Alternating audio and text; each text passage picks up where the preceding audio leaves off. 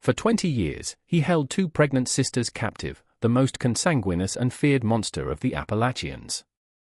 Hidden for decades in the deep mountains, shrouded by mist, where silence is broken only by the wind whistling through the pines, lies one of the most disturbing cases in American history. This is the tale of Ezekiel Blackwood, a man who turned his own family into a grotesque genetic experiment, concealed from society between 1938 and 1958. The Appalachians, with their isolated valleys and remote communities, have always been known for keeping secrets. In McDowell County, West Virginia, these secrets turned darker than anyone could imagine.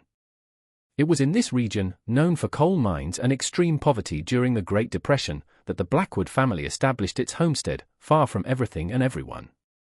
Their property sat at the end of a nearly impassable dirt road, surrounded on all sides by dense forest. The main house, an old two-story wooden structure, remained partly hidden by century-old trees. Around it, small makeshift huts served as extensions, forming an isolated family complex cut off from the world. Ezekiel Blackwood was born in 1905, the son of miners who died when he was just 12. Raised by a distant and abusive uncle, he developed a reclusive and authoritarian personality. In 1930, he inherited the family property and brought his two younger sisters, Martha and Ruth, then 18 and 16, to live with him. The three siblings lived in isolation, with little contact to the outside community. Behind those worn wooden walls, what no one knew was that Ezekiel had begun to implement a distorted vision of family preservation, a vision that would become a genetic nightmare of unimaginable scale. He had a peculiar theory, explains Dr. Thomas Morgan, a historian specializing in Appalachian isolated communities. Based on a twisted understanding of genetics and eugenic ideas circulating at the time, Ezekiel believed mixing family blood would strengthen traits he considered superior. He grew obsessed with creating a pure Blackwood lineage. Martha Blackwood's first pregnancy came in 1938. Neighbors, living over 5 kilometers away, assumed she had married a man from another town. No one ever saw this supposed husband, but the explanation was accepted without question, common for a time and place where privacy was respected almost like a religion. People back then lived by an unspoken code, says 93-year-old Eliza Jenkins, one of the few still alive who had any contact with the Blackwoods. You minded your own life and let others mind theirs. That's how we survived in the mountains. What Eliza and others didn't know was that there was no husband. Martha was carrying her own brother Ezekiel's child, the start of a macabre plan that would span over 2 decades. Less than a year later, Ruth also became pregnant. Again, a story of a marriage to an outsider was spread. But within that isolated compound, the two sisters had become prisoners of their brother, forced to bear children in a twisted attempt to cultivate what Ezekiel called the perfect Blackwood lineage. Records discovered decades later show that between 1938 and 1958, Martha gave birth to 9 children, while Ruth had 7. 16 children born from consanguineous unions, condemned before they ever entered the world. We must understand that knowledge about the effects of consanguinity did exist at the time, but it wasn't widespread, especially in isolated rural communities, explains Dr. Caroline Fisher, a geneticist at West Virginia University. Marriages between cousins were relatively common in some rural areas until the mid-20th century, but sibling unions were universally taboo. Ezekiel wasn't just ignoring social norms, he was deliberately defying them based on his own distorted theories. The genetic consequences were devastating. Of the 16 children born, records indicate only 11 survived early childhood. Among the survivors, serious health problems were the rule, not the exception. When we talk about close consanguinity, like between siblings, harmful recessive genes have a much higher probability of manifesting, Dr. Fisher continues. This can result in a range of conditions: congenital heart problems, severe intellectual disabilities, physical deformities. Martha's first child, Joseph, born in 1938, seemed healthy in his early years, giving Ezekiel false confirmation of his theories. But as more children were born, problems emerged with increasing severity. Martha's 5th child, born in 1945, had a severe cardiac malformation and died before turning 2. Ruth's 3rd daughter was born with polydactyly, 6 fingers on each hand. To keep his terrible secret, Ezekiel rarely let the children leave the property. The few occasionally seen in the nearest town were always accompanied by Ezekiel, who explained their unusual appearances as the result of a family disease. This extreme isolation was crucial for the horror to continue so long.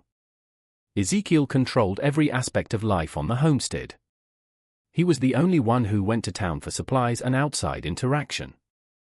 Martha and Ruth, effectively prisoners, cared for the children and maintained the property under their brother's vigilant watch. The control he exercised was absolute, says Dr. Morgan. From diaries found later, we know Ezekiel kept meticulous records of each pregnancy, every birth, even the physical characteristics each child developed. It was as if he were conducting a horrific experiment using his own family as test subjects. The isolation, the region's widespread poverty, and a natural distrust of outsiders created the perfect environment for this situation to remain hidden for nearly 2 decades. The few who occasionally suspected something was wrong hesitated to get involved, following the mountain's unspoken code not to interfere in others' affairs. Check if you're already subscribed to this channel. If you want to unravel humanity's darkest secrets, the ones never taught in schools, this is your chance to dive into the abyss of the human condition with our exclusive investigations. The environment where the Blackwood children grew up was a separate world, governed by Ezekiel's distorted laws.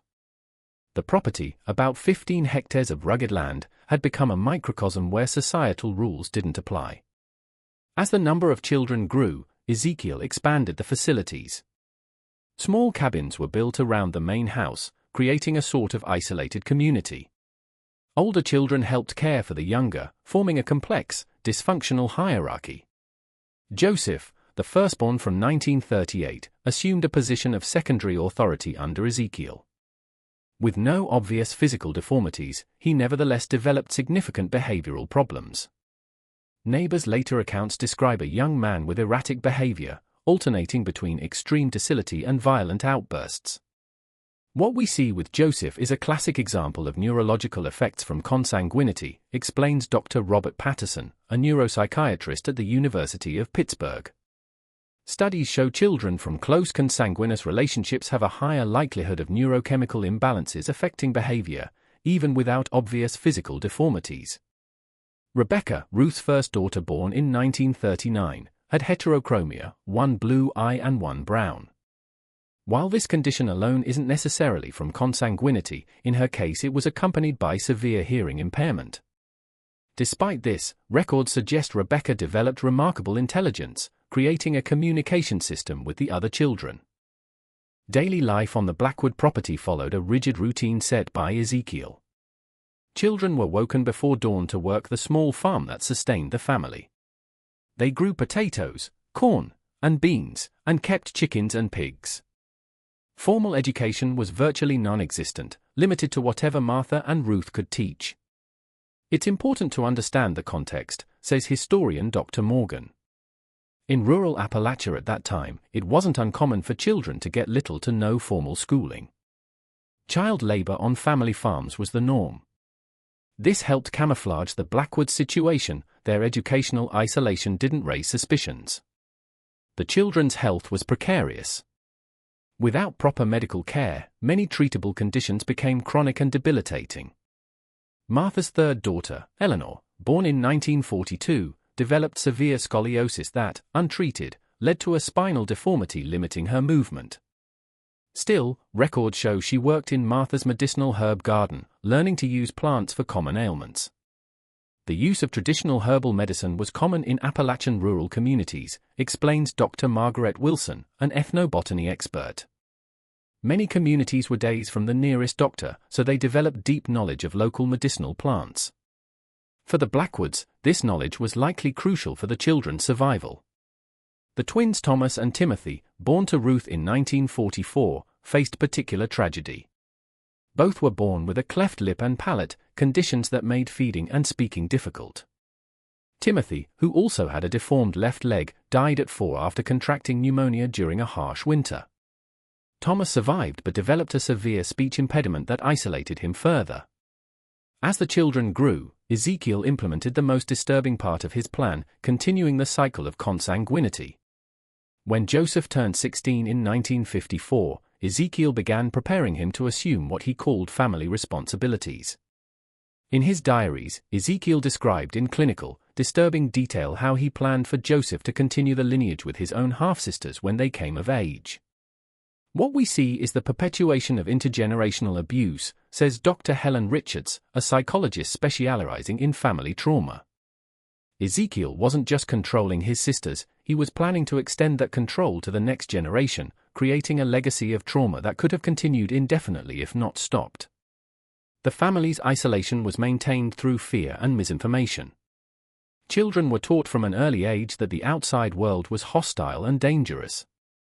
Ezekiel reinforced this with exaggerated or fabricated stories about people persecuted or killed for being different, a clear parallel to his own children's situation. This manipulation is a classic coercive control tactic, explains Dr. Richards. By convincing victims the outside world is more dangerous than the abusive environment, the perpetrator eliminates escape or help seeking. For the Blackwoods, this isolation was especially effective due to their remote location and limited social contact. As the 1950s advanced, the situation on the Blackwood property grew increasingly unsustainable. The growing number of children, many with significant medical needs, strained the family's limited resources. Martha, after 9 pregnancies in poor conditions, had severe health problems. Ruth, younger, continued the cycle of forced pregnancies, bearing her 7th child in 1956. Living conditions deteriorated visibly. The main house, never properly maintained, began to have serious structural issues. During the harsh winter of 1956–57, the family was forced to crowd into only a few rooms to keep warm, creating overcrowded, unsanitary conditions. It was in this context of growing deterioration that events began moving toward the inevitable moment when the outside world would finally discover the horrors of the Blackwood property.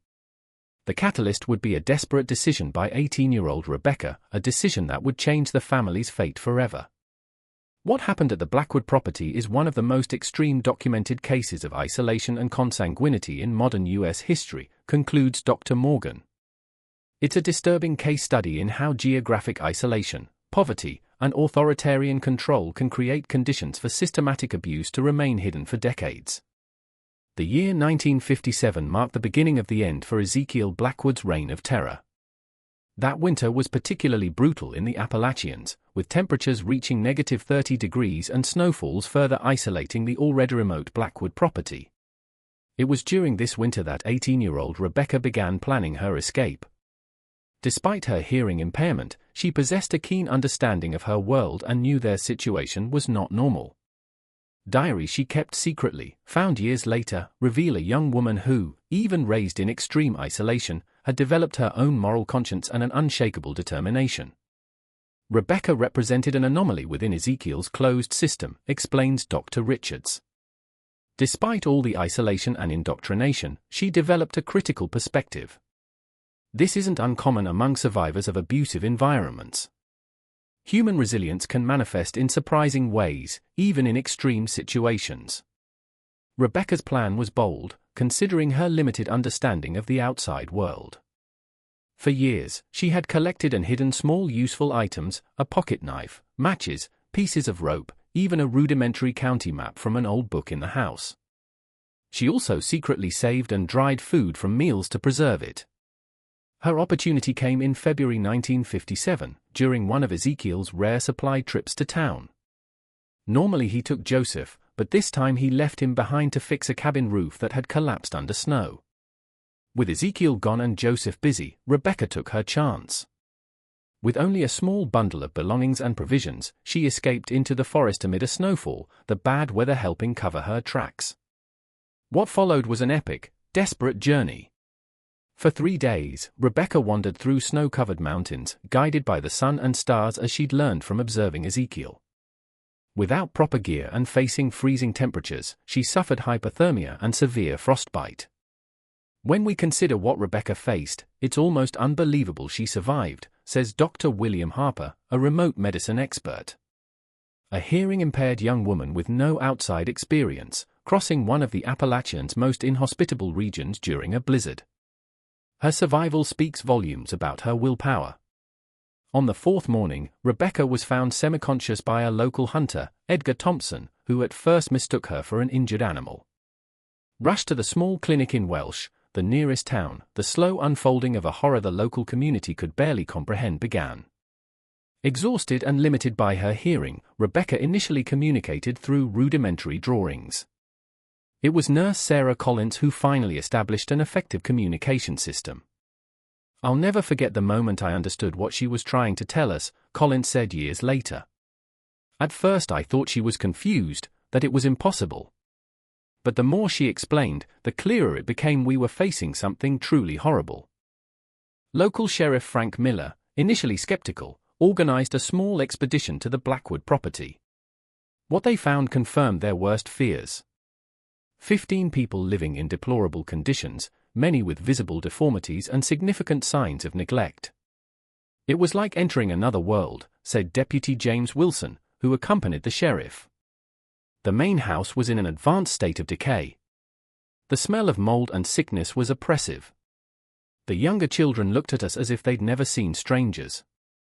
Some hid, others were paralyzed with fear. Ezekiel, caught by surprise, first tried to explain the situation as a case of an unusual family preferring isolation. Confronted with Rebecca's specific allegations, he became aggressive and resisted arrest, requiring several deputies to subdue him. Martha and Ruth, after decades of abuse and isolation, showed clear signs of deep psychological trauma. At first, they defended Ezekiel, typical behavior for prolonged abuse victims. Only after weeks of medical care and counseling did they begin to speak of the horrors they'd endured. "The Blackwood case challenged all existing protocols," explains Dr. Linda Peterson, a historian specializing in rural social services. In 1957, the social service system in rural areas was virtually non-existent. There was no precedent for a case of this magnitude and complexity. The local community, medical services, and authorities had to improvise, creating responses as they went. The story exploded in the local media and eventually attracted national attention. Newspapers of the time portrayed the case with a mix of genuine horror and morbid sensationalism. Headlines like "Horror Family in the Mountains" and "The Appalachian Secret" dominated front pages. If you're feeling impacted by this story, leave a comment. May justice be served for the Blackwood victims. Your voice matters to show we do not tolerate such atrocities, even decades later. For the Blackwood children, rescue brought a new kind of trauma. Suddenly exposed to a world they didn't understand, many had severe adaptation difficulties. Authorities struggled with what to do, as no adequate facilities existed for their specific needs. "The system simply wasn't prepared," continues Dr. Peterson. "There were no institutions specialized for children with multiple deficiencies from consanguinity.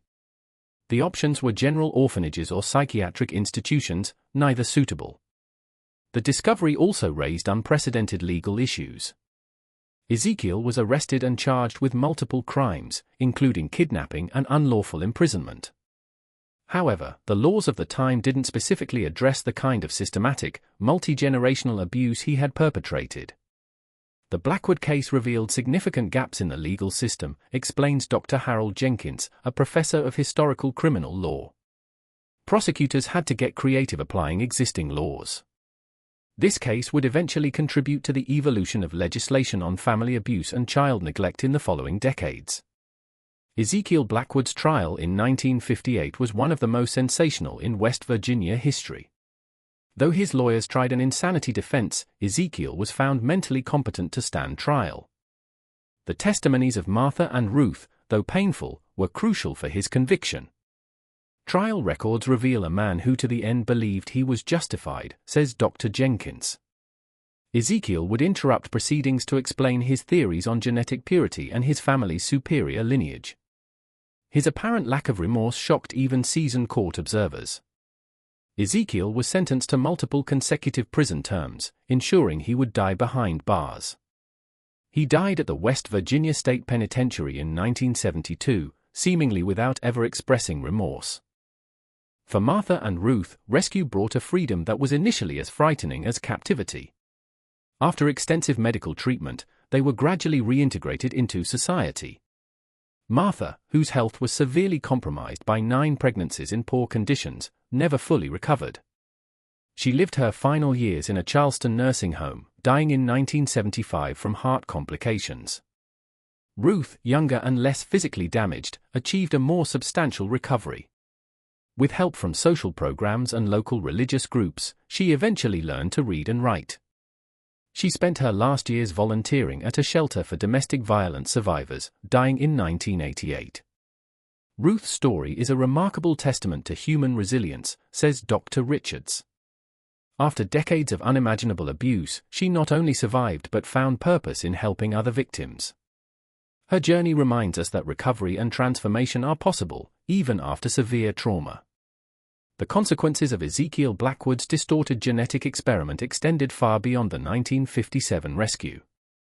For the 11 surviving children, the impact of extreme consanguinity would shape their entire lives, presenting medical, psychological, and social challenges that the science of the time was only beginning to understand. The Blackwood case represents one of the first documented studies of extreme multigenerational consanguinity in the United States, explains Dr. Edward Roberts, a geneticist at Johns Hopkins University. Scientifically, it provided valuable insights into the effects of severe endogamy on humans, though at an unacceptable human cost. Initial medical evaluations of the Blackwood children revealed an alarming spectrum of conditions.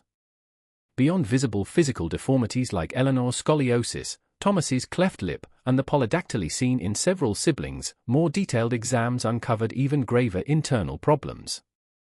6 of the 11 had congenital heart defects of varying severity. 8 showed impaired kidney function. Nearly all had some degree of cognitive impairment, though the extent varied widely. What we observe in the Blackwood case is the effect of inbreeding depression, continues Dr. Roberts. When genetically close individuals have children, the probability of harmful recessive genes manifesting increases drastically. In cases of extreme consanguinity over generations, these effects are exponentially amplified. The healthcare system of the 1950s was unprepared for such complex cases. The Blackwood children were dispersed among various hospitals and specialized institutions across West Virginia, and Pennsylvania, often separated from each other, adding emotional trauma to their physical challenges. Joseph, the firstborn whom Ezekiel had groomed to continue his legacy, presented the most complex psychological case. Assessments revealed a severely fragmented personality, alternating between lucidity and psychotic episodes. Diagnosed with schizophrenia, he spent most of his adulthood in psychiatric institutions, dying in 1983 at age 45. Rebecca, whose brave escape had exposed the case, faced her own challenges.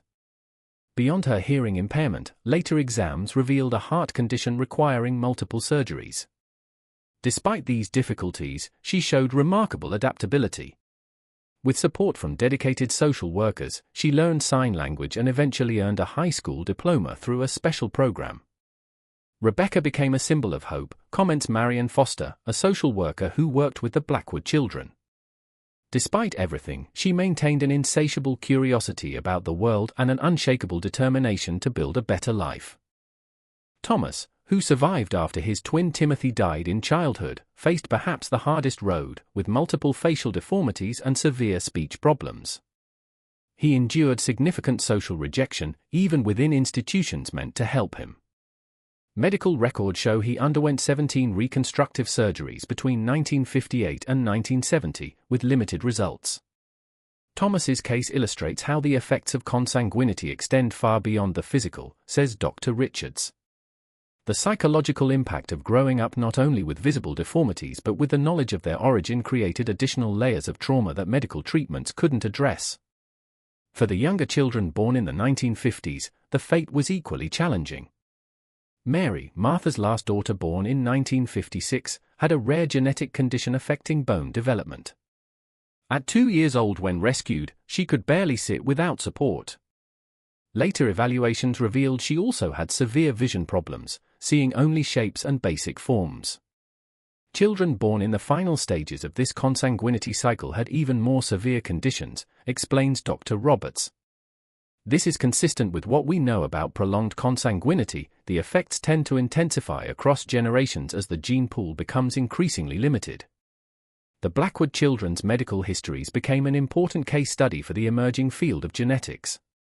Doctors and researchers, recognizing the scientific value despite the tragic origins, meticulously documented each condition, creating one of the first comprehensive records of extreme human consanguinity effects.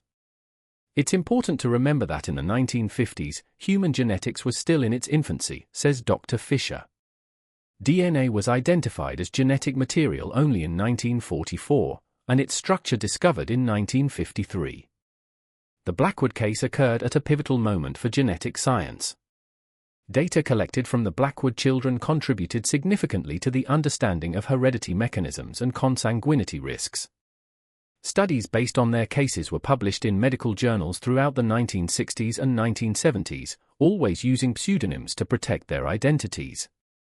Beyond medical challenges, the Blackwood children faced significant obstacles to social integration. Having grown up in extreme isolation, many showed severe difficulties with socialization and adapting to basic behavioral norms. Some never developed appropriate verbal skills, remaining functionally nonverbal despite years of therapy. What we see in the most severe Blackwood cases is the combined impact of compromised genetics and extreme social deprivation, explains Dr. Patterson. It's impossible to completely separate how much of their cognitive and behavioral challenges were genetic and how much resulted from the isolated, abusive environment. The social welfare system of the 1950s and 60s struggled to properly handle such complex cases. Many Blackwood children underwent multiple placements, shuffled between orphanages, hospitals, and specialized institutions as their needs changed or facilities proved inadequate. We must remember this was an era when institutionalization was the standard response for children with significant disabilities, says Dr. Peterson. Community integration and family-centered service models, standard today, simply didn't exist as viable options. Some Blackwood children, particularly those with less severe disabilities, eventually achieved a degree of independence. Eleanor, despite her severe scoliosis, developed exceptional handicraft skills and made a living creating detailed tapestries, some displayed in regional folk art galleries. Rebecca, who had exposed the case, built perhaps the most conventional life of all her siblings. After completing her education, she worked as a library assistant in Pittsburgh for over 30 years. She never married or had children, a decision her diary suggests was influenced by fear of passing on troubled genes, but she built a close circle of friends and was known for her advocacy for people with disabilities. Rebecca's journey from extreme isolation to a full life is remarkable, says Dr. Richards. She transformed her trauma into a commitment to help others, especially those with hearing impairments. Her diaries reveal someone who spent her life trying to understand her own story and use that understanding to create positive change. For others, however, Ezekiel Blackwood's legacy proved impossible to overcome. 4 of the 11 surviving children never left institutional settings, requiring 24-hour care due to the severity of their physical and cognitive conditions. Institutions reported that even decades after rescue, some still exhibited severe trauma behaviors, like repetitive rocking or terror reactions to stimuli triggering traumatic memories. Over the years, researchers and doctors continued to monitor the Blackwood children, always with their consent or that of their legal guardians. This long-term follow-up provided valuable insights into how the effects of consanguinity and prolonged trauma evolve over a lifetime. What we learned from following the Blackwood children is that some conditions tend to worsen with age, explains Dr. Roberts. For example, heart problems managed in youth often became more severe in middle age. Several developed kidney failure relatively young, requiring dialysis or transplants. The life expectancy of the Blackwood children was significantly reduced. Of the 11 rescued in 1957, only 3 lived past 50. Most died from complications related to congenital conditions exacerbated by aging. Every body system was somehow affected by the consanguinity, continues Dr. Roberts. Compromised immune systems made them more vulnerable to infections. Metabolic issues complicated blood sugar regulation. Bone deformities often led to early, severe arthritis. It was as if they aged at an accelerated rate. Rebecca, the most resilient, also lived the longest. She died in 2010 at 71 from complications of congestive heart failure, a condition she'd managed for decades. Her diaries, spanning over 60 years, were donated to West Virginia University, where they form a valuable archive for researchers in genetics, psychology, and history. Rebecca's diaries are extraordinary, says Dr. Peterson, who helped catalogue the collection. They document not only her own journey but offer a unique perspective on the evolution of social and medical understanding of disability throughout the second half of the 20th century. She observed and commented on how attitudes toward people like her and her siblings changed over time. The Blackwood genetic legacy extended beyond the first generation. Though most of the children never had children of their own, either due to infertility from genetic conditions or by personal choice, 3 did form families. Eleanor had a daughter, Sarah, with a man she met through a community arts program. Sarah was born in 1968 and, while she had no significant physical deformities, was diagnosed with bipolar disorder in adolescence, a condition some researchers suggest may be linked to the compromised genetic inheritance. When we talk about consanguinity, effects can persist for generations, even after new genes enter the family pool, explains Dr. Fisher. Many harmful recessive genes can remain in a heterozygous state without phenotypic manifestation but are still present and potentially passed on. Michael, Martha's 6th son, had 2 children. Both were born with mild intellectual disabilities, though significantly less severe than their fathers. One also developed type 1 diabetes in childhood, another condition with genetic components. The Blackwood grandchildren represent an interesting case of how consanguinity effects can be diluted but not eliminated in one generation, says Dr. Roberts. They tended to have less severe conditions but still carried a genetic load, making them more vulnerable to certain diseases. The Blackwood case continues to be studied by modern geneticists, who now have tools and understanding unimaginable in the 1950s. Preserved DNA samples collected with consent over the years have recently been analyzed with advanced genomic technologies, revealing with unprecedented precision the specific mechanisms through which consanguinity affected the family. What we're discovering now with modern genomic analysis is that the impact of consanguinity on the human genome is even more complex than we imagined, explains Dr. Fisher. It's not just about individual genes, but how whole gene systems interact. The Blackwood case is helping us map these pathways, which may eventually benefit our understanding of rare genetic diseases in general. In the Appalachian Mountains, memories are long, and stories persist through generations like fog in the valleys. More than 6 decades after the Blackwood family's discovery, the echoes of that tragedy continue to reverberate, both in the region where it happened and in the broader scientific and social understanding of consanguinity. The Blackwood property, the scene of horror for nearly 2 decades, stood abandoned for years after the rescue. The local community, deeply impacted by the revelation of horror so close to home, seemed reluctant to go near the place. The main house eventually collapsed from neglect, and the forest slowly reclaimed the small huts that once sheltered the Blackwood children. There was a feeling among locals that the place was somehow stained, explains Harold Jenkins, a local historian born in 1945. It wasn't superstition in a conventional sense, these were practical people, but there was a tacit consensus that the land should be left in peace out of respect for the victims. In 1972, the year Ezekiel died in prison, the county finally took the property for unpaid taxes. After much debate, it was decided to turn it into a small nature reserve. Today, Hope Springs Memorial Park occupies the site, with hiking trails and picnic areas. A small, discreet plaque at the entrance acknowledges the location's dark history, dedicating the park to the resilience of the human spirit in the face of extreme adversity. For the local community, the Blackwood case was a significant inflection point. The intense national media scrutiny that followed the family's discovery forced a re-evaluation of the practices and attitudes that had allowed such a situation to persist unnoticed for so long. The unspoken code of non-interference, so strong in rural Appalachian communities, began to be questioned, says Dr. Peterson. People started to recognize the difference between respecting privacy and ignoring signs of abuse. It was a significant cultural shift that eventually led to stronger community networks for protecting children and vulnerable families. In the following decades, several local initiatives emerged in direct response to the case. In 1965, a mobile health clinic began serving the region, bringing basic medical care to remote communities. In 1978, the Rebecca Blackwood Center for Children with Special Needs was established in Charleston, West Virginia, offering specialized services for children with multiple disabilities. The center's name was deliberately chosen, explains founder Margaret Wilson. We wanted to honor Rebecca's courage and transform a story of horror into something positive. The center became a symbol of how communities can learn from past tragedies to build better systems of care and protection. In genetics, the Blackwood case continued to influence research and clinical practice. Data collected from the Blackwood children and their descendants were incorporated into broader studies on consanguinity, contributing to better genetic counseling tools and prenatal diagnostics. Advances in genetics in the decades since the Blackwood case have transformed our ability to understand and mitigate consanguinity risks, explains Dr. Roberts.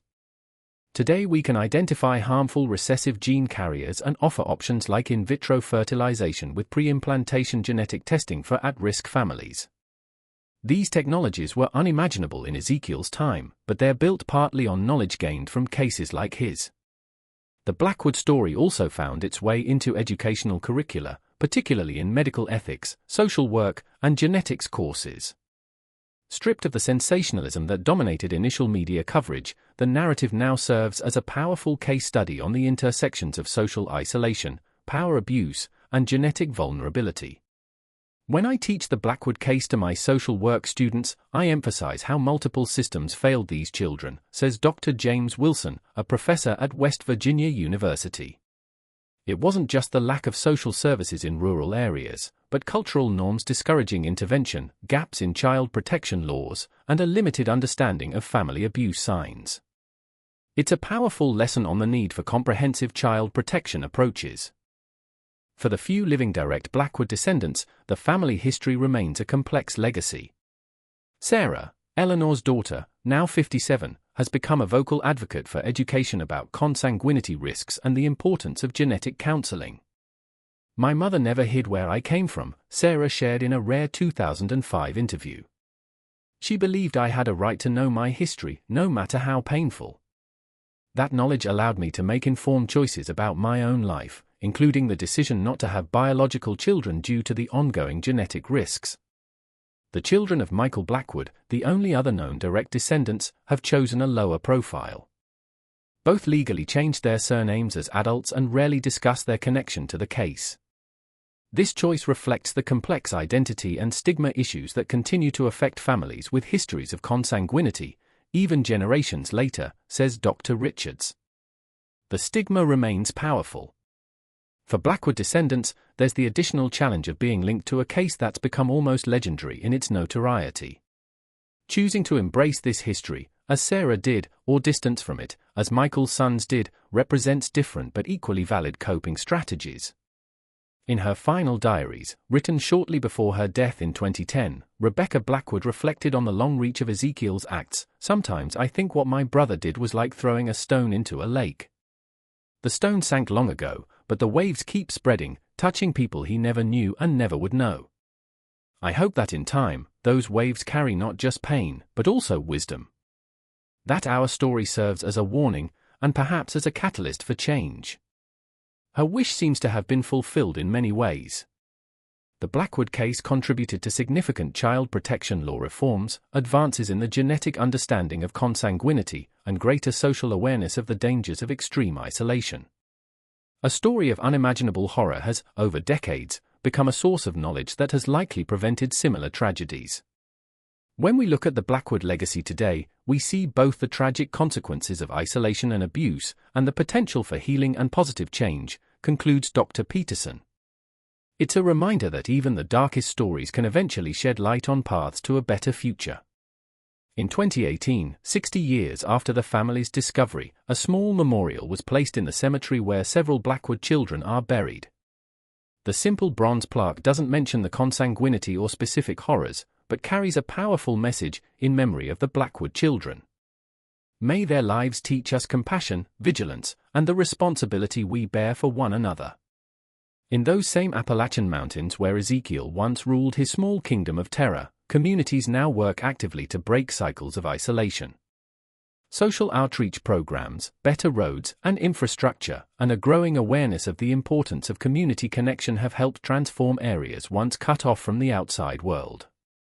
Yet experts warn that the conditions that allowed the Blackwood case, extreme isolation, persistent poverty, lack of access to education and services, still exist in pockets across the country. The Blackwood case shouldn't be seen as a historical aberration that couldn't happen today, warns Dr. Wilson. While we have better protection systems and greater awareness, families still live in extreme isolation. Continued vigilance and investment in rural social services remain essential. For those who study the case professionally and the few who carry its legacy in their blood, the Blackwood story serves as a dark reminder of what can happen when isolation combines with moral distortion and scientific ignorance. But it also offers glimpses of hope in Rebecca's courage, the surviving children's resilience, and the positive changes that emerged from their tragedy. In the end, the Blackwood story isn't just about consanguinity or isolation, reflects Sarah, Ezekiel's granddaughter. It's about how we choose to respond to darkness, whether we perpetuate it or work to turn it into light. My mother chose the light, just like her sister Rebecca. That's the legacy, not the genes I carry, that defines who I am. If you've watched this far, you must like this story.